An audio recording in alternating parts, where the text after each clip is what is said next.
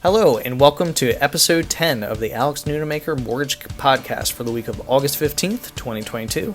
So first off, I just want to say a real quick thank you for listening to these first 10 episodes. This has been really fun for me. I'm enjoying hearing all of your feedback, and it's the way I've built my business. It's just by providing as much value as I can to my realtor partners. I love educating, and this has just been a great outlet for that, so I appreciate you listening. So first up is market news. Last week we got some good news on inflation rates with the CPI report on Wednesday. So this showed inflation flattening for the first time, which is raising hopes that maybe inflation has hit its high point and we're on our way down, which was positive for mortgage rates. Mortgage bonds just loved that news. So on Friday, the market also reacted to news that import prices were down 1.4%, which also pointed to hopes, at least, that we're on our way down from inflation highs. Now, these are only indicators, though, and to illustrate how far we are from being out of the woods, consider this statistic. The cost of shipping a 40-foot container crate from China to the west coast of the United States in June of 2020 went from $2,500. By September 2021, it was $20,000. So, and this is now down to $9,500 as of June of this year. So that's great that shipping container prices have gone down by 50% from last year, but they're still 4 times more expensive than they were in 2020. So we still have a lot of work to do to drive down the cost of imports. For a mortgage tip, last week we refreshed ourselves on government loans. Now is a great time to also refresh ourselves on ARMs. I'm not talking about Hulk Hogan's 24-inch pythons, brother.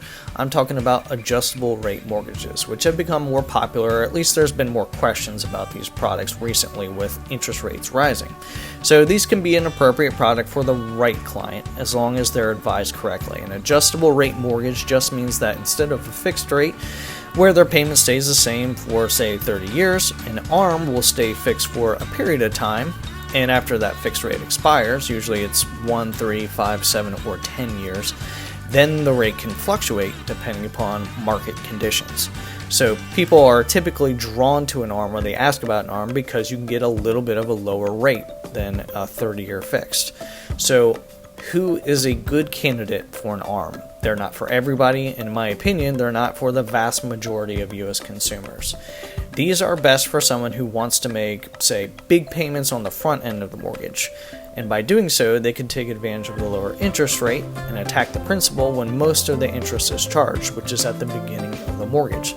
So by the time the rate starts adjusting later on down the line, the impact of, say, a raised mortgage rate is less. So they're also good for someone who knows that they're going to be out of the home before the rate starts adjusting, or there's a big positive income change coming in the future. So for instance, a 10-year ARM is great for someone who knows that they're going to be retiring in 7 or 8 years and moving away. So they can take advantage of a lower rate, and by the time the rate starts adjusting, they will have sold their home before any adjustments are made. But here's the big takeaway. If we've learned anything from the housing crisis in 2006, 2007, it's that pairing clients up with the wrong mortgage product is very detrimental to the health of our industry. So an ARM might be tempting for someone who, say, doesn't qualify for a fixed rate mortgage, but they would if they did a lower rate ARM, or telling someone that they should just do an ARM because they can always refinance later.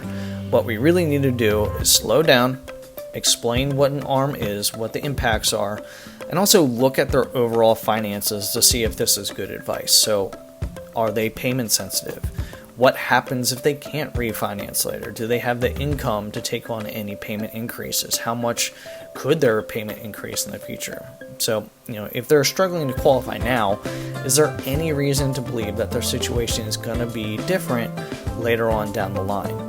So is that risk worth the reward in the short term? And if the answer is no, then most people are going to be better off served with a fixed rate mortgage. But again, for the right person, this could be a great product.